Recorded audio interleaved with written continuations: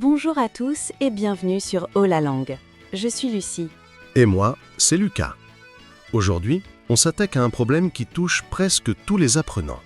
Cette petite voix dans votre tête qui traduit tout le temps.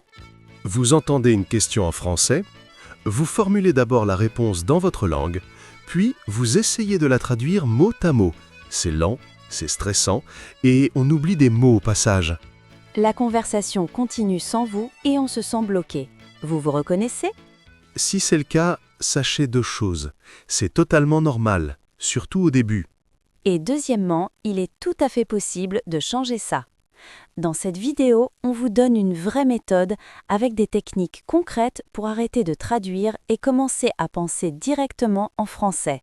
C'est parti! Les scientifiques disent que notre cerveau fonctionne avec deux systèmes. L'un va vite, l'autre, il réfléchit. Le premier, c'est comme une autoroute vide à 130 km/h. Pas de frein, pas de signal. Vous voyez une scène, vous réagissez, direct. Et l'autre ? L'autre, c'est un rond-point avec 3 péages, une panne d'essence et un GPS qui vous dit « recalculer ». Quand vous traduisez, vous prenez ce rond-point pour une route normale. Vous bloquez tout. Vous passez 5 secondes à chercher « je veux », puis « un », puis « café », pendant que le serveur vous regarde en attendant. Et ce n'est pas juste une question de vitesse, c'est une question de vie. La fluidité, elle se perd dans les pauses. Le naturel, il s'effrite quand vous hésitez. Le rythme du français, il a un souffle. Et vous le coupez. Regardez cette scène. Serveur, Qu'est-ce que vous prenez ? Le traducteur. Il entend, il traduit, il cherche, il vérifie la conjugaison, il se demande si « je voudrais » sonne trop formel, il respire, il répond « je voudrais un café, s'il vous plaît ?» Même scène, même serveur, même question. Le penseur direct. Il entend, il voit le café, il sent l'odeur, il pense « un café, s'il vous plaît » et il le dit, sans arrêt, sans effort. La traduction, c'est un détour. Penser en français, c'est la route directe. Une voie sans péage. Et vous êtes déjà sur le bon chemin. Le secret, ce n'est pas de passer 3 heures à apprendre des listes de verbes. C'est de rattraper les 10 secondes que vous perdez chaque jour sans vous en rendre compte. Vous ouvrez la porte, vous prenez votre tasse, vous regardez par la fenêtre. Ces gestes, vous les faites sans penser. Et pourtant, chaque fois, vous les traduisez, en silence, dans votre tête. Un micro-moment, c'est juste ça. Un instant où vous arrêtez la traduction. Pas de révision, pas de cahier, pas de règles. Juste une phrase en français, collée à l'action. Au début, c'est bizarre, comme parler tout seul dans la rue.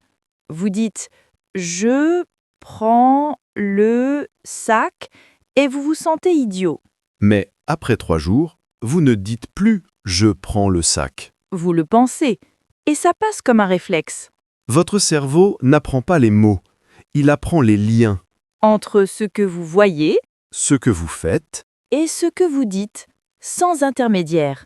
Ce n'est pas de la mémoire, c'est du câblage. Et chaque fois que vous le faites, vous posez une brique sur l'autoroute. On nous dit souvent « mais je ne vis pas en France », comme si l'immersion, c'était une question de géographie. Faux. L'immersion, c'est une question d'intention. Vous n'avez pas besoin de changer de pays, vous avez besoin de changer de rythme. De créer des îlots, des petits territoires dont votre journée, où le français règne sans partage. Prenez le petit déjeuner. Ce n'est pas juste un moment pour manger, c'est un moment pour penser. Pendant que vous buvez votre café, ne traduisez pas. Dites-vous ce que vous ressentez. Le pain est encore chaud, la confiture est trop sucrée. Le ciel est gris, mais ça va. En transport, au lieu de scroller en votre langue, écoutez une chanson, un podcast, un extrait de radio. Même si vous ne comprenez que 2 mots sur 10, vous laissez le français entrer, pas comme un cours, comme une présence. Le soir, avant de vous coucher, prenez 5 minutes. Regardez une vidéo d'un créateur français. Lisez un post, un tweet. Pas pour apprendre, pour sentir, pour vous habituer à l'air du français, à sa façon de rire, de s'arrêter, de reprendre. Commencez avec 5 minutes. Un seul îlot. Si vous le faites 3 jours d'affilée, vous le faites tous les jours. Puis, Vous en ajoutez un autre. Et un autre. Un jour, vous vous réveillez et vous vous entendez penser en français sans même vous en rendre compte. C'est là que l'île devient continent. On apprend souvent les mots comme des étiquettes. Pomme égale apple. Pluie égale rain. Et on croit qu'en retenant l'équivalent, on a compris. Mais ce lien-là, il vous tient en otage. Chaque fois que vous voyez une pomme, votre cerveau doit faire un détour. Image, mot maternel, mot français. C'est comme essayer de marcher en portant une chaîne à la cheville. Le vrai apprentissage, c'est quand le mot français devient la chose elle-même. Pas la traduction, la chose. Alors, essayez. Fermez les yeux. Pensez au mot pluie. Ne cherchez pas son équivalent. Ne le traduisez pas. Imaginez Le bruit contre la vitre. le froid qui s'infiltre sous la manche, L'odeur de l'asphalte qui se réveille. la lumière éteinte derrière les nuages.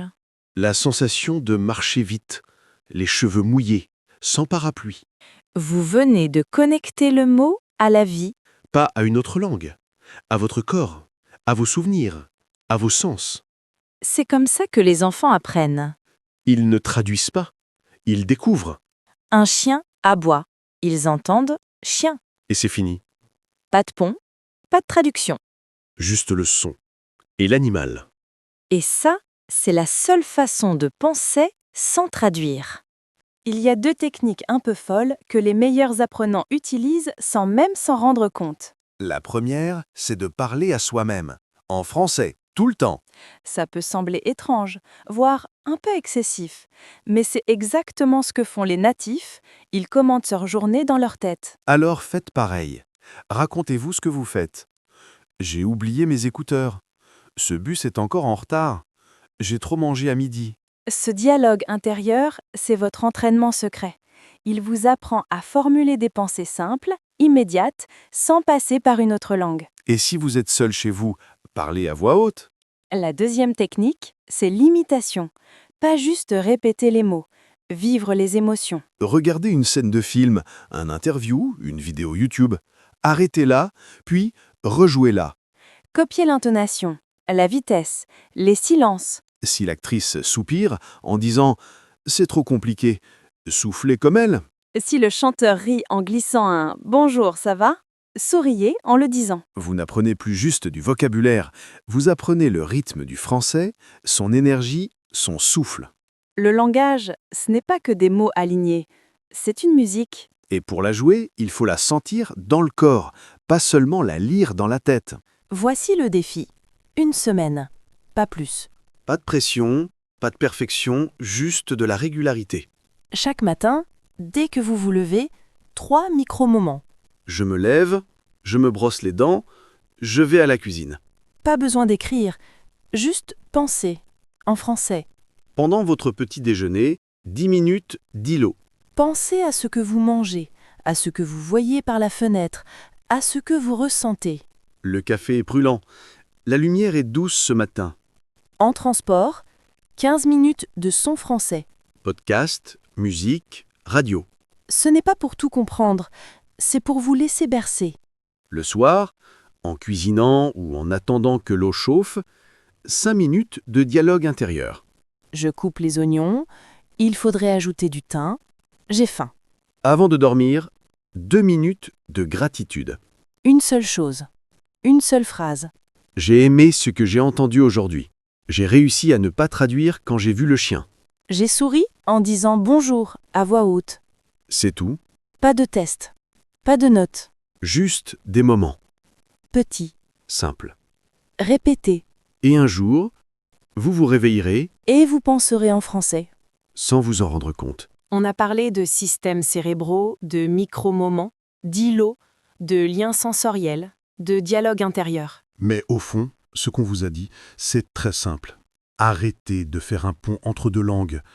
La traduction, ce n'est pas un défaut, c'est une étape. Et comme toute étape, elle doit être franchie, pas bloquée. Chaque fois que vous pensez en français, même 1 seconde, même un mot, vous posez une pierre. Pas sur une route, sur une autoroute. Ce n'est pas la quantité qui compte, c'est la constance. Un jour, vous ne vous souviendrez plus de quand vous avez arrêté de traduire. Parce que vous n'aurez plus besoin de le faire. Soyez doux avec vous. Les erreurs, les hésitations, les silences, ce ne sont pas des échecs. Ce sont des signes. Que vous êtes en train de construire autre chose, Quelque chose de plus naturel. de plus vrai. Merci d'avoir regardé jusqu'au bout. Si cette vidéo vous a fait sentir que c'est possible, likez. Partagez-la avec quelqu'un qui se bat encore contre cette voix dans sa tête. Dites-nous en commentaire quelle technique vous allez essayer demain. On vous attend là-bas. On vous attend dans le français qui vous appartient maintenant. On est Lucie et Lucas. Sur Haut la Langue. À très bientôt.